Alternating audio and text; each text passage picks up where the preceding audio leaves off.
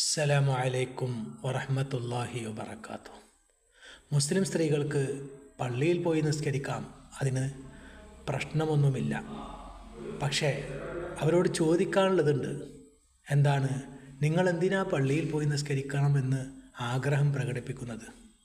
നിങ്ങളതിലേക്ക് പ്രേരിപ്പിക്കുന്ന കാര്യം എന്താണ്? പള്ളിയിൽ പോകാൻ ഇവിടെ കൽപ്പനയുള്ളത് അള്ളാഹുവിൻ്റെ ഭാഗത്തുനിന്നാണ്. അള്ളാഹുവിലുള്ള വിശ്വാസപ്രകാരമാണോ നിങ്ങൾ പള്ളിയിലേക്ക് പോകണമെന്ന് പറയുന്നത്? എങ്കിൽ അവസരമുണ്ടാക്കാം. അവസരമുണ്ടാക്കുന്നതിനെക്കുറിച്ച് നമുക്ക് ചിന്തിക്കാം, അത് പ്രശ്നമില്ല.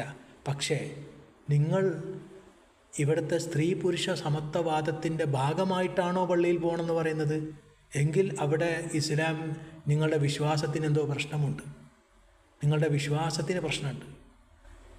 അള്ളാഹുവിലും റസൂലിലും അള്ളാഹുവിൻ്റെ നിയമമനുസരിച്ച് ജീവിക്കുന്നതിലും വിശ്വാസമുള്ളവർക്കാണ് പള്ളിയുള്ളത്.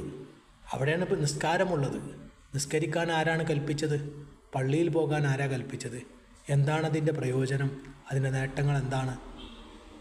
മരണാനന്തരം ഒരു ജീവിതമുണ്ടെന്നും അവിടെ അള്ളാഹുവിൻ്റെ മുന്നിൽ വിചാരണയുണ്ടെന്നും അവിടെ വിജയിക്കാനാണ് ഇസ്ലാം അനുസരിച്ച് ജീവിക്കുന്നതെന്നും അവിടെ അള്ളാഹുവിൻ്റെ അടിമയായിട്ട് മാറാനാണ് നിങ്ങൾ പള്ളിയിൽ വന്ന് 5 നേരം നിസ്കരിച്ച് അള്ളാഹുമായിട്ടുള്ള ബന്ധം പുതുക്കണം, നിലനിർത്തണം, അള്ളാഹുവിൻ്റെ ദിക്ർ നിലനിർത്തണം എന്നൊക്കെ പറഞ്ഞിട്ടുള്ളത്.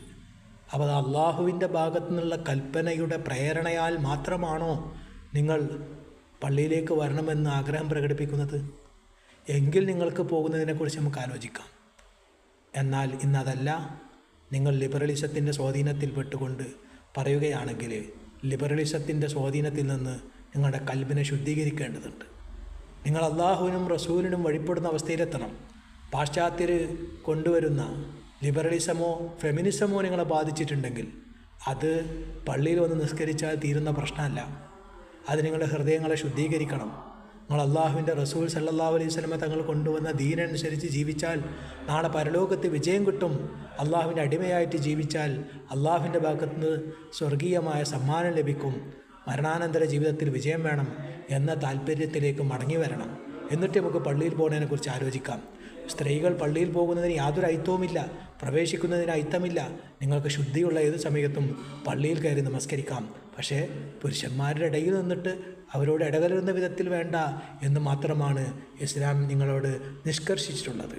പിന്നെ പറഞ്ഞിട്ടുള്ളത്, നിങ്ങൾക്ക് പ്രതിഫലം ആഗ്രഹിച്ചുകൊണ്ട് അള്ളാഹുമായിട്ടുള്ള ബന്ധം പുലർത്താനാണോ എങ്കിൽ നിങ്ങൾ പള്ളിയിലേക്ക് അതിനായി വീട്ടിൽ നിന്ന് വരേണ്ടതില്ല. നിങ്ങൾ വീട്ടിലിരുന്ന് നിസ്കരിച്ചാൽ തന്നെ നിങ്ങൾക്കതിന് പ്രതിഫലം തരാമെന്ന് അള്ളാഹുവിൻ്റെ ഓഫറുണ്ട്. അതിന്